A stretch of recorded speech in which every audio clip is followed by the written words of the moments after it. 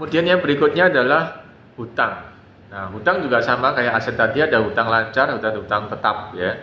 Jadi hutang lancar adalah hutang yang harus kita selesaikan ya dalam tempo dalam tempo jangan lebih dari 12 bulan ya. Jadi misalnya hutang dagang ya. Ya perusahaan kita beli bahan bangunan, kita ngebon dulu kita nggak bayar. Kita nanti tunggu bulan depan saya bayar gitu. Itu masukkan pada hutang dagang ya, hutang jangka pendek ya gitu ya. Nah, ya jadi yang kemudian hutang jangka panjang adalah hutang yang kita selesaikan kewajibannya secara tuntas lebih dari 12 bulan ya. Hutang jangka panjang, pinjaman jangka panjang ya. Ya mungkin dari bank atau apa, nah itu kurang lebih dari 12 bulan, maka itu masukkan pada hutang tetap ya gitu ya. Jadi rekan-rekan bisa analisis ya, mana yang harus saya selesaikan segera ya, kurang dari 12 bulan, dan mana yang bisa saya selesaikan lebih dari 12 bulan atau jangka panjang. Itu klasifikasi bisa ditentukan sendiri secara logika ya. Nah, setelah itu jadi komponen harta, hutang dan modal itu adalah bagian dari laporan neraca. Ya, dan ini masuk di neraca. Neraca itu apa sih? Neraca adalah timbangan. Ya, timbangan. Nah, kalau timbangan itu posisi normalnya lazimnya adalah seimbang, ya. Jadi di sisi kiri kita punya modal dan hutang, di sisi kanan ada harta, ya gitu. Ya, apa yang saya sampaikan ini memang berbeda dari apa yang lazim ya. Yang lazim adalah di sisi kiri laporan adalah harta, di sisi kanan adalah hutang dan modal. Ya, tetapi menurut saya secara pribadi lebih tepat kita letakkan hutang dan modal di sisi kiri, sedangkan harta di sisi kanan. Nah, alasannya apa?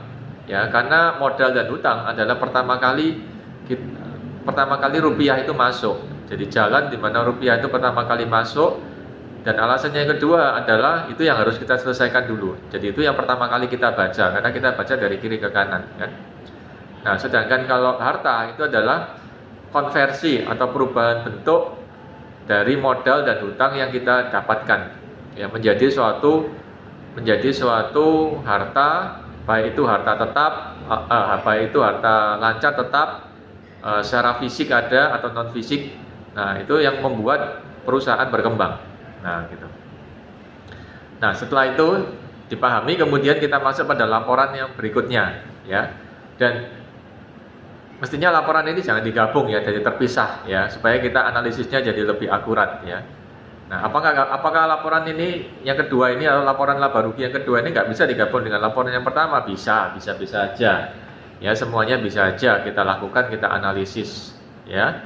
Nah, ya tetapi kalau kita gabungkan maka ya terlalu ribet, rumit, dan lebih baik fokusnya kita beda ya, fokusnya kita pisahkan. Dan yang kedua memang fokus waktunya juga beda. Jadi kalau untuk neraca itu pelaporannya mewakili 1 hari itu aja ya, sedangkan kalau untuk laporan yang kedua yaitu laba rugi itu rentang waktunya adalah 1 periode, yaitu 12 bulan. Normalnya seperti begitu ya.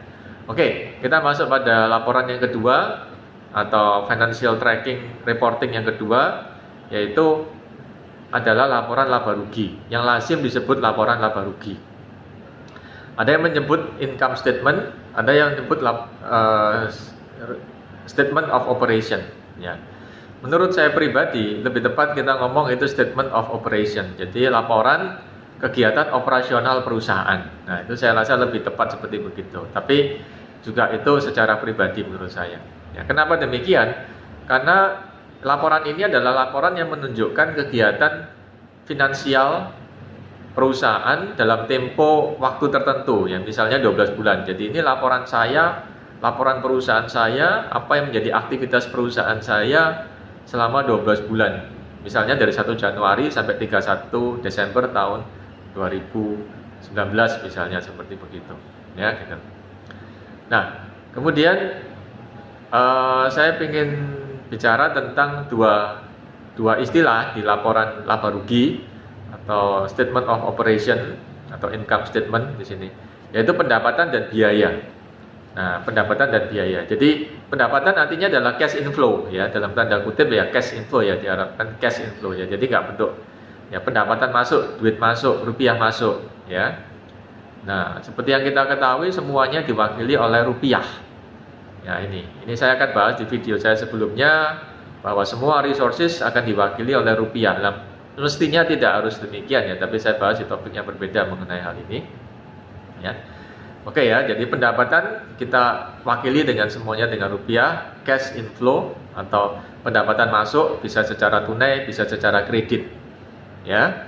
Nah, untuk zaman yang sekarang tidak menjadi suatu hal yang semakin lama semakin lazim ya, ketika uang masuk karena tidak langsung tunai tapi kredit ya. Jadi sekarang zamannya mulai banyak hutang ya, meskipun menurut saya pribadi hutang itu menurut saya kurang pas ya, tapi menjadi sesuatu yang udah menjadi di mana-mana ya sebenarnya hutang. Jadi dan dalam accounting udah sejak lama udah mengenal apa itu hutang ya.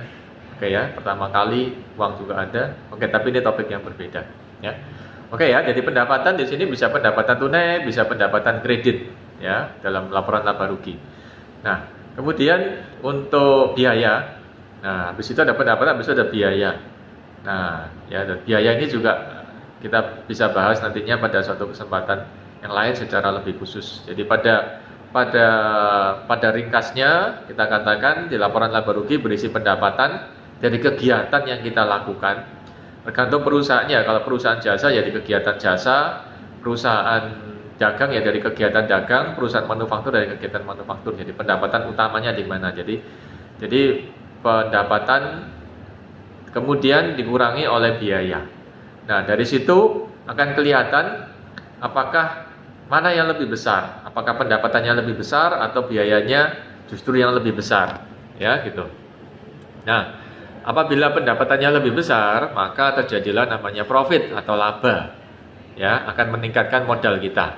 Nah, apabila pendapatannya lebih kecil dari biayanya lebih besar, maka terjadilah loss atau kerugian yang akan mengurangi modal pemilik, ya seperti itu, ya.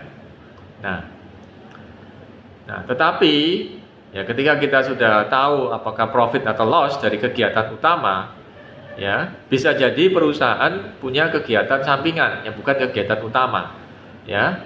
Jadi misalnya perusahaan itu dia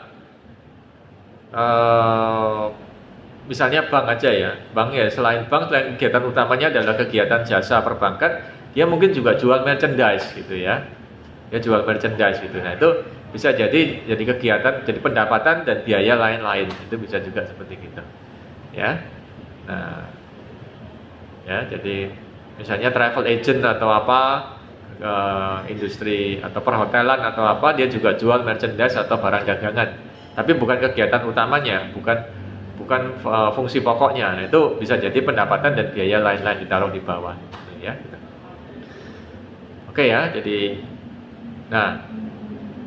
saya harapkan kita dapat gambaran ya tentang hal ini, ya gitu. Nah, kemudian pendapatan dan biaya dari kegiatan lain selain kegiatan utama, jadi misalnya bank gitu ya, dia jual merchandise, atau mungkin travel agent dia jual merchandise dan sebagainya, itu bisa kita namakan juga pendapatan dari kegiatan lain-lain atau pendapatan non operasi, ya apapun istilahnya. Yang penting kita jangan sampai bingung ya, yang penting kontennya apa, isinya apa, maksudnya apa. Kalau sama dengan yang saya maksudkan itu ya sudah. Jadi kita nggak usah bingung. Jadi misalnya ada pendapatan non operasi sama pendapatan lain-lain, ya kita bingung ya, harus kita hafalkan satu-satu, nggak perlu ya. Jadi kita pakai logika aja kan, maksudnya seperti gitu. Nah, istilah bisa beda-beda, bisa dalam bahasa Indonesia, bisa dalam bahasa English ya. Jadi ya yang perlu kita tangkap adalah kontennya, isinya, maknanya ya. Jadi nggak perlu kita bingung dengan pusing-pusing ngeluarin banyak waktu dengan istilah yang berbeda-beda, toh pada intinya sama ya gitu. Nah, setelah ketemu profit atau loss, maka berikutnya pada bagian bawah aspek pajak ya. Jadi pajak penghasilannya berapa. Jadi setelah ada ketemu laba atau loss, maka berapa pajaknya? Ya, apakah ada pajak atau enggak? Ya. Nah, kalau profit tentu saja bisa jadi ada pajak terutang ya, tapi kalau loss bisa jadi juga tidak ada pajak terutang ya, seperti itu. Nah, jadi setelah ketemu profit atau loss, maka itu adalah namanya earning before tax, EBT ya, EBT ya, earning before tax ya. Nah, setelah ada pajak maka ketemu menjadi earning after tax ya. Jadi setelah pajak berapa? Jadi pajak bisa menentukan bukan dari neraca tapi berasal dari kegiatan operasional. Ya, jadi kegiatan operasional selama periode tersebut dalam kondisi profit atau loss. Ya, yang dipajakin normalnya adalah yang profit. Ya, mestinya adalah seperti begitu. Ya.